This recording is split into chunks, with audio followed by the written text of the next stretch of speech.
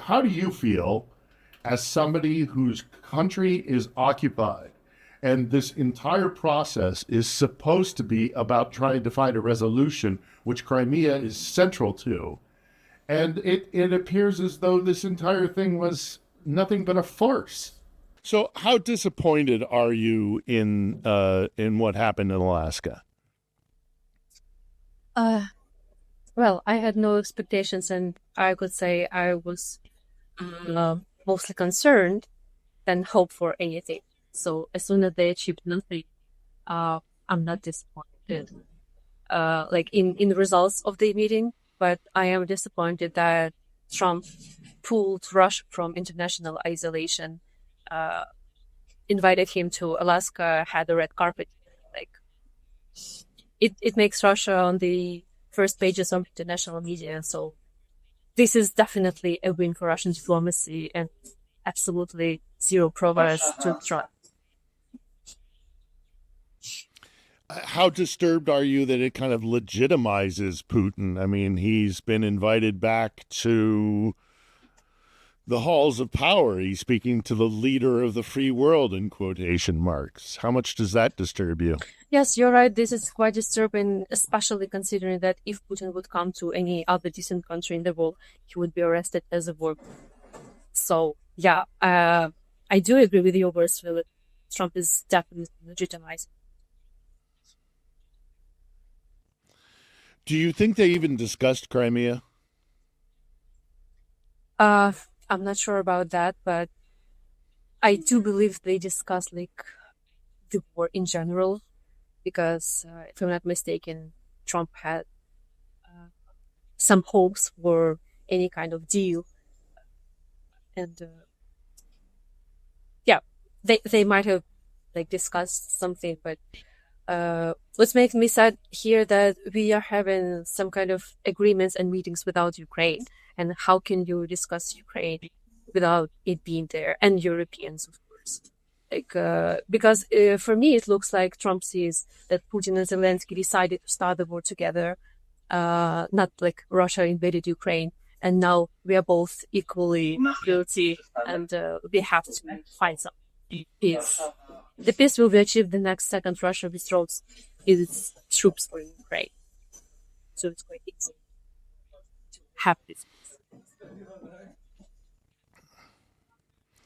If there is going to be further talks, if this is the beginning of a process that includes Zelensky, how hopeful are you that Crimea will be at the top of the list of issues that will be discussed? Um, I do believe in Zelensky's ability to like have a strong position on this issue, and I do believe that he is concerned about Crimea as well as he's concerned about every other square kilometer of Ukraine's territory both occupied in 2014.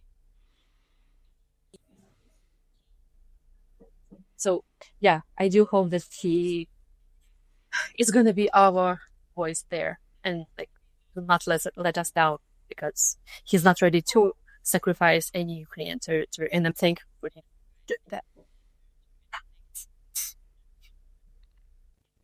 Do you think if there is more involvement by the European powers, if there are further negotiations, that they will also take into consideration Crimea? Yes, I do.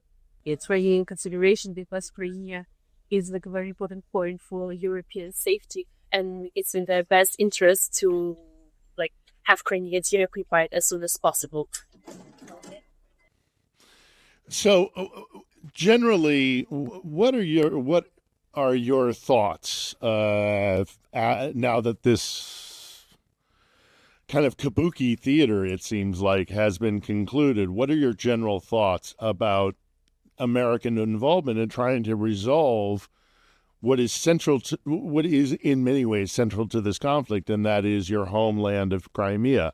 Do you have any hope that after Alaska that Crimea is any closer to being free? I do believe that this Alaska thing achieved absolutely nothing except big um, victory for Russian diplomacy, making a big.